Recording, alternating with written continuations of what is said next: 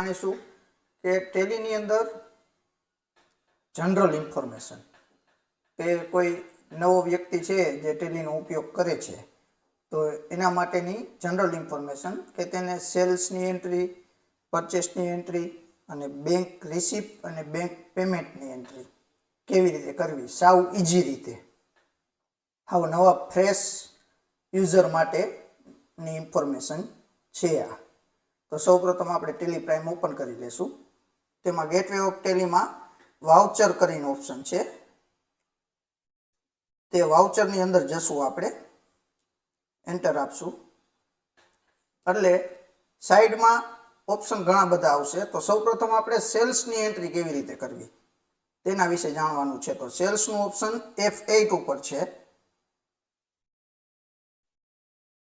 F8 ઉપર સેલ્સનું option છે.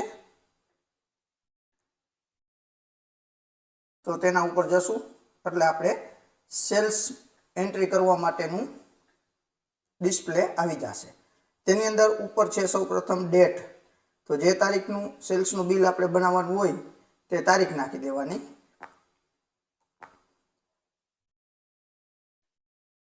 ત્યાર પછી છે પાર્ટીનું નેમ.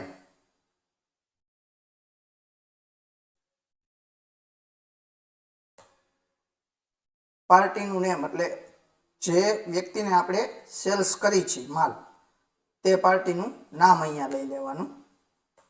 ત્યાર પછી ડિસ્પેચ ડિટેલ છે. તો ડિસ્પેચ ડિટેલની અંદર ડિલિવરી નોટમાં જો કંઈ આપણે ડિલિવરી માટેની કંઈ નોટ લખવાની હોય તો તે લખી નાખવાની. ઇનકેસ આપણે એ લખી નાખીએ, અહીંયા ડેટ લખી નાખવાની સામે. ત્યાર પછી ડિસ્પેચ નંબરની અંદર આપણે ડિસ્પેચ જે નંબર હોય ડિસ્પેચનું તે ડિસ્પેચ ટુગેધરની અંદર ટ્રાન્સપોર્ટનું નામ લખી નાખવાનું.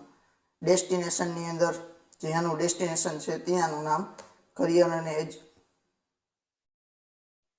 એજન્ટનું નામની અંદર ટ્રાન્સપોર્ટનું નામ લખી નાખવાનું. આપણે બિલ ઓફ એલઆર એટલે ટ્રાન્સપોર્ટની જે બિલ્ટી આવી હોય તે બિલ્ટી નાખી દેવાની. અહીંયા ડેટ, અહીંયા વ્હીકલ નંબર, જે ગાડીની અંદર આપણે બિલ બનાવવાનું છે તે ગાડી નંબર.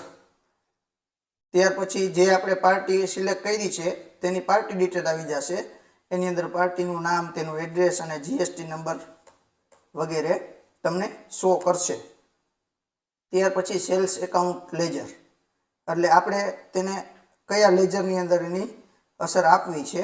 તો એની અંદર આપણે સેલ્સનું એકાઉન્ટ બનાવેલું હશે તો તે સેલ્સ એકાઉન્ટ ક્રિએટ સિલેક્ટ કરી લેવાનું. ત્યાર પછી આઈટમની અંદર આપણે જે પણ આઈટમ સેલ્સ કરતા હોય તે આઈટમ અહીંયા સિલેક્ટ કરી લેવાની. ધારો કે આપણે ટી શર્ટ સિલેક્ટ કરીએ, ટી શર્ટ સેલ્સ કરીએ છીએ તો ટી શર્ટ સિલેક્ટ કરે. ત્યાર પછી આપણે ક્વોન્ટિટીનું ઓપ્શન આવશે. તેની અંદર જે વસ્તુ ટી શર્ટ છે તો તે પીસની અંદર આપણે એનું સેલ કરીએ તો તે પીસીસમાં કરવાનું. કોઈ બીજી આઈટમ હોય, ધારો કે માટી છે કે રેતી છે કે આવું છે તો તે ટનમાં આવે તો અહીંયા ટન આવી શકે. આપણે એક સિલેક્ટ કરીએ એટલે આપણે પીસ સિલેક્ટ કરેલું છે ટી શર્ટના એકાઉન્ટમાં એટલે પીસીસ લઈએ. ત્યાર પછી રેટની અંદર જે ભાવે આપણે સેલ્સ કરીએ છીએ તે રેટ આપી દેવાનો રહેશે. ત્યાર પછી તેની અમાઉન્ટ આવશે. ત્યાર પછી જીએસટીને જે જીએસટી લાગતું હોય તે જીએસટી અહીંયા સિલેક્ટ કરી લેવાનો.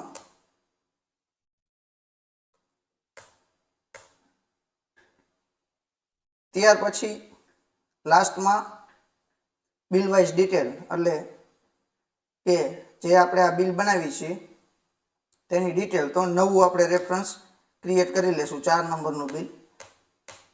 ત્યાર પછી નેરેશનમાં આપણે કંઈ નેરેશન આપવું હોય તો તે નેરેશનની એન્ટ્રી અહીંયા નેરેશન લખી નાખવાનું રહેશે અને ફાઇનલ એક્સેપ્ટમાં યસ આપતા આપણું બિલ બની જશે.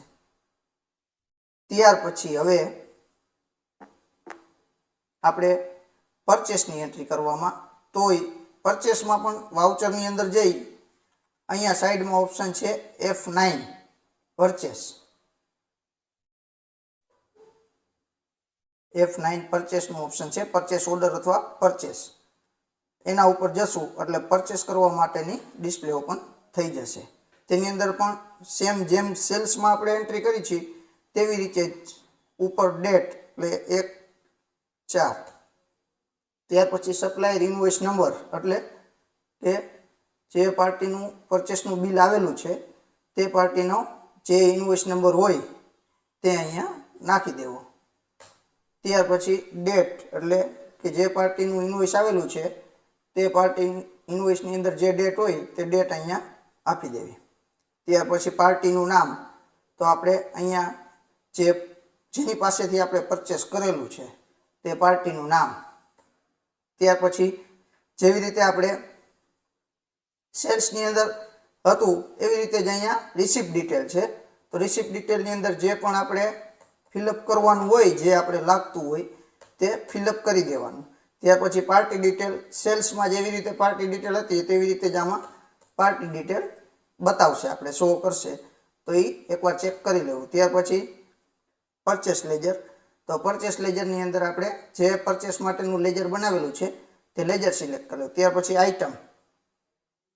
આઇટમની અંદર જે આપણે આઇટમ છે પરચેસ કરેલી તે આઇટમ સિલેક્ટ કરી લેવાની. પછી ક્વોન્ટિટી, તો અહીંયા જેટલી સેલ્સ પરચેસ બિલની અંદર જેટલી ક્વોન્ટિટીનું બિલ છે તે બિલ ક્વોન્ટિટી સિલેક્ટ કરી લેવાની. ત્યાર પછી રેટ, તો જે રેટ પરચેસ બિલમાં આવેલો છે તે રેટ અહીંયા નાખી દેવાનો. ત્યાર પછી અહીંયા 2 એન્ટર આપતા જીએસટીનું આવી જશે.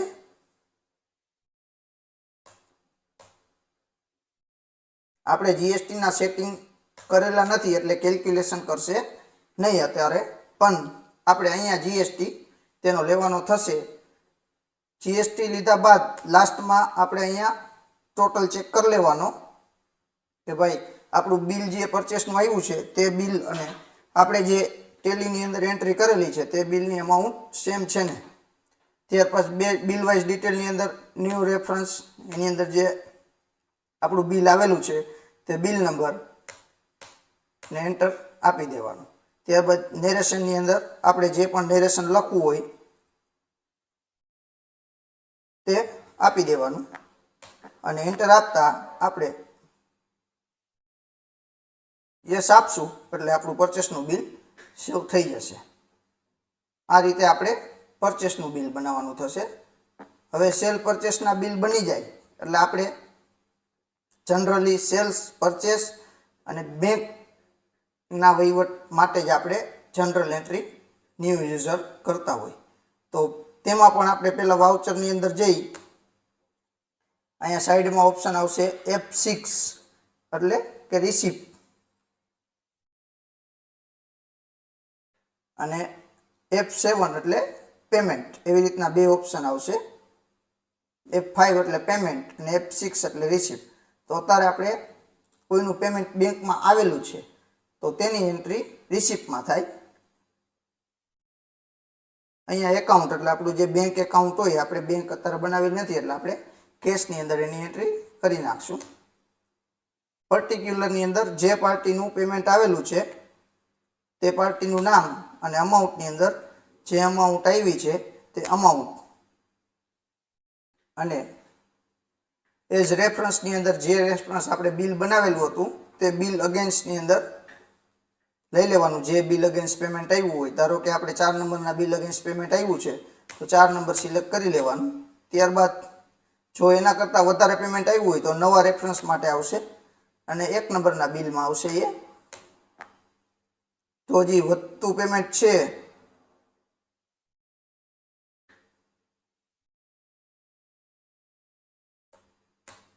$9,100 તે આપણે ઓન એકાઉન્ટ લઈ લીધું છે. અને નેરેશનની અંદર આપણે કંઈ લખવું હોય તો નેરેશન આપી ફાઇનલ એક્સેપ્ટ આપતા યસ આપી એટલે આપણી રિસિપ્ટની એન્ટ્રી થઈ જશે. તેવી રીતે આપણે કોઈ પાર્ટીને પેમેન્ટ કરવું છે તો F5 એટલે પેમેન્ટ. તો F5ની એન્ટ્રી જેવી રીતે આપણે રિસિપ્ટની કરી તેવી રીતે જ આપણે પેમેન્ટની એન્ટ્રી થશે. તો સૌપ્રથમ ડેટ નાખી દેશું, જે તારીખે આપણે પેમેન્ટ કર્યું છે તે. એકાઉન્ટની અંદર આપણે જે બેંકમાંથી પેમેન્ટ ગયું છે તે બેંકનું એકાઉન્ટ સિલેક્ટ કરી લેશું.